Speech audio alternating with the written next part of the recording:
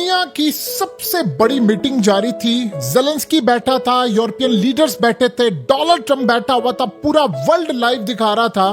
और उस दौरान रशिया ने यूक्रेन पर सबसे बड़े हमलों में से एक हमला कर दिया। और ये इतना तबाहकुन हमला था, इतना तबाहकुन हमला था, इनकी ऑयल रिफाइनरी उड़ा दी, इनकी बिल्डिंग्स उड़ा दी, 270 ड्रोन्स मारे इन्होंने, बैलिस्टिक मिसाइल मारे, क्रूज मिसाइल मारे यूक्रेन में, और इनके इंफ्रास्ट्रक्चर की धज्जियां उड़ा कर रख दी।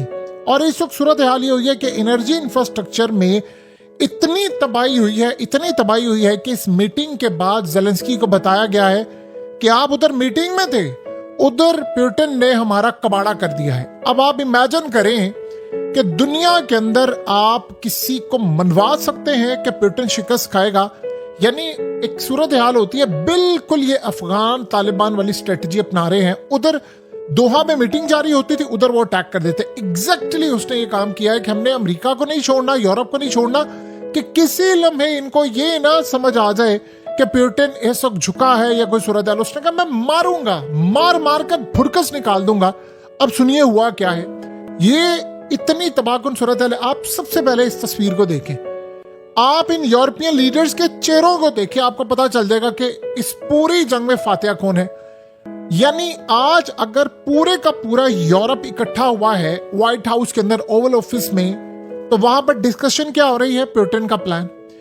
ट्रंप ने जब ज़ेलेंस्की से मुलाकात की, सबसे पहले ट्रंप ने की ज़ेलेंस्की से मुलाकात। उसको कहा भाई तू तो आना साइड पर। उसको रिसीव किया, उससे मुलाकात की, और वहां जो असल कहानी सामने हुई है उसको ये बताया तुम्हारे पास है दो ऑप्शन, या तो पूरे का पूरा यूक्रेन तुम्हारे हाथ से निकल जाए और तुम किसी आखिरी लम्हात में अशरफ गनी बनकर किसी तीसरे मुल्क में पनाह ले लो और उम्र भर के लिए अपने आप को चुप लगा लो, और फिर उसके बाद रो पूरा यूक्रेन तुम्हारे हाथ से निकल जाए, तुम कभी वापस ना आ सको।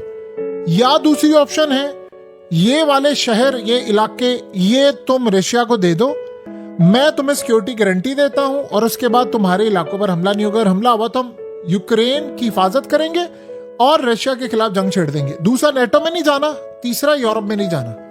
अब आप इमेजिन करें कि उसके बाद डोनाल्ड ट्रंप ने जब ये बात सारी, उसने कहा देखो मैं ये नहीं कर सकता कि मैं सारे इलाके दूं। उसने कहा फिर तुम्हारे हाथ से जाएगा। उसने कहा ठीक है, फिर इस सूरत हाल के अंदर पुतिन को मेरे आमने सामने बिठाओ, मैं उसको कन्विंस करने की कोशिश करूंगा।